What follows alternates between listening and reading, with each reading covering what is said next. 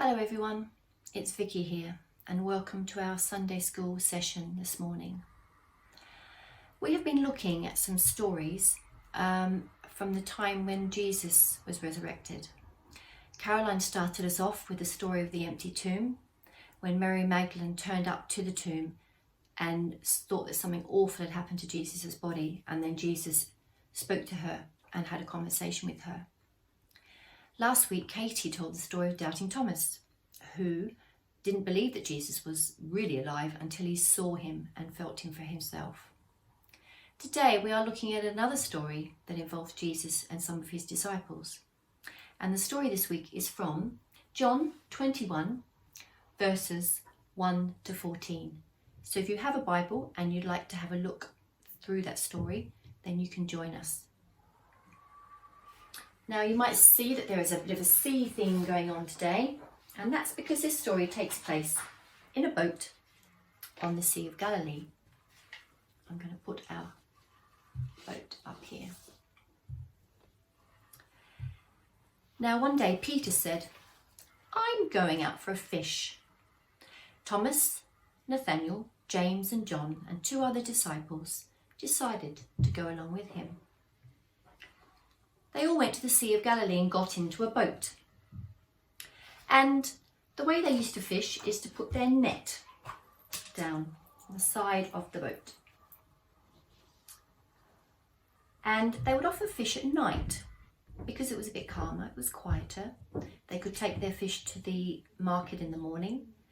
And they also, the fish used to come to the top of the water and they could then catch them easily. So the fishermen were in the boat and they're casting their net on one side of the boat and the other side of the boat. And this was going on all night. And they were catching absolutely nothing. So you can imagine they were probably feeling a little bit frustrated, all night fishing and nothing. Finally, they were about to give up. And then they saw somebody on the beach. The person was far away, it was almost morning, they couldn't really see that person very well, but the person shouted out, "Throw your nets on the right side of the boat and you will find some fish." Now the fishermen wondered about that, because actually they had been casting their net back and forth and nothing had happened. But then they thought, well, what have we got to lose? So they decided to give it a try. So when they pulled the net up to see if there were any fish in it, they saw actually that the net was full of fish. They'd had no luck all night, and now, on the instructions of this person on the beach, they now had a net full of fish. In fact, there were so many fish in the net, they couldn't even pull the net out of the water. So they decided to pull the net alongside the boat and head back for shore. And it was then that John looked at the beach again. And he took a closer look at the man standing there.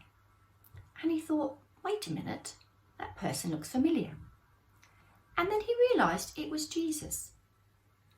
And when he told the others in the boat, Peter was so excited that he jumped out of the boat and swam back to shore, leaving the others to pull the net back alongside the boat. And the net didn't break, even though it was so full of fish. And when they got back onto the beach, they realised that Jesus had made them a fire and he'd already put some fish on there. And he said to them, "We will eat breakfast on the beach." He said, "Bring some of the fish that you've caught and we'll have those as well." And there were plenty of fish because they had caught 153 big fish. So I wonder, I don't know what you had for breakfast this morning. Probably didn't have fish, but maybe you did.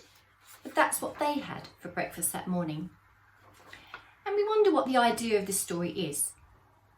And we have a lot of reference in the Christian stories about food. And when we take communion and when we hear Bible stories and lessons, when they're connected to the Last Supper, we believe that Jesus told us to eat bread and drink wine together and remember him.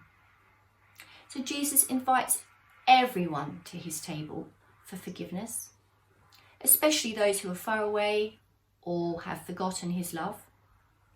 And his hope for us is that we will also do the same for other people.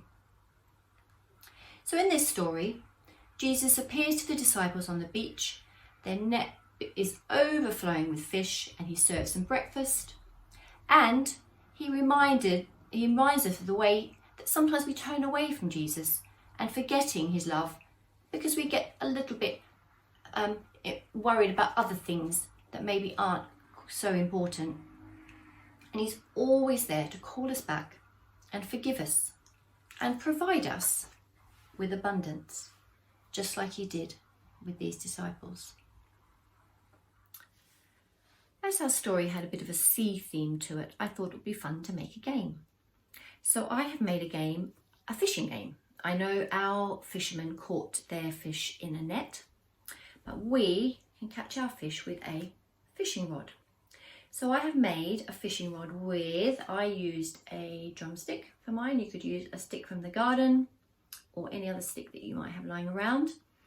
I tied a bit of thread, a bit of string, and at the bottom of my string I have a magnet. So the magnet is what's going to be used to catch the fish. So I have made some fish. I tried to make them look like the sort of fish you might see in the sea. And each of my fish has actually got a paper clip on it. A paper clip, and I have written a bit of the story. So what I did, I printed the story off. You could write it out if you wanted. And I have cut it into bits and I've broken the story up because I'm going to catch the fish, I'm going to put them on my board, and then I'm going to rearrange them into the order of the story. So I'm going to catch my fish. They're all muddled up. I don't know what order they're in, so I'm going to catch one fish. There we are. That was a good catch. I'm going to pop that one on my board. I've got another fish. Oh, caught it with my magnet. There we are. I'll pop that on my board. And I've got another fish. There we are. Pop that one on my board. I've got another fish. Oh, well done. Put that one on my board. I'm doing very well with my fishing. I'm catching lots of fish. There. And my last fish. So I've got 6 fish. You can have as many as you want. You could draw some fish. You don't have to print them. You could draw some lovely fish. And there we are. So that is my fishing. I'm just going to pop that out of the way. Now we have got all these fish with little bits of the story on it. So I wonder if you can help me to put the story in the right order. So we have got a bit of the story here. We've got, one day Peter said, I'm going out to fish. Thomas, Nathaniel, James and John and 2 other disciples decided to go along with them. Now I'm looking for the one Peter, James and John and the others fished all night, but they did not catch any fish. They tried throwing the net on the right side and the left, but they couldn't catch any fish. So that's my second bit of my story. Then I'm looking for one that says early in the morning they looked up. There it is. So early in the morning they looked up and saw someone on the beach. The man yelled and asked them if they had caught any fish. When they said no, the man yelled again, throw your nets on the right side of the boat and you will find some fish. Now, and it says the fishermen thought about it. Oh, I can see that down here.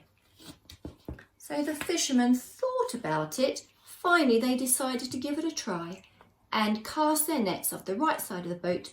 When they started to pull the net up, they saw that there were lots of fish inside the net. Well done. And then John realised the man on the beach was Jesus. When John told everyone, Peter jumped into the water and made his way to shore while the others followed with the boat and the net full of fish. So that's the next bit of our story. And then the final bit is when Peter and the other disciples got to the shore, they saw that Jesus had a fire going and some fish already cooking. Bring some of the fish you caught and we will eat them too. Jesus said, we will eat breakfast on the beach. So that's the last bit of our story. So you can do that with any Bible story. You can do that with any story, and you don't have to use fish, you can use something else. But because I was using a fishing net, I thought fish would be a good idea. And you can rearrange and put back into the right order any story you want. We're going to finish with a prayer, and I've put it up here so you can read along with me. Dear Jesus, thank you for your forgiveness and for feeding us and reminding us of your love even when we have forgotten you. Amen.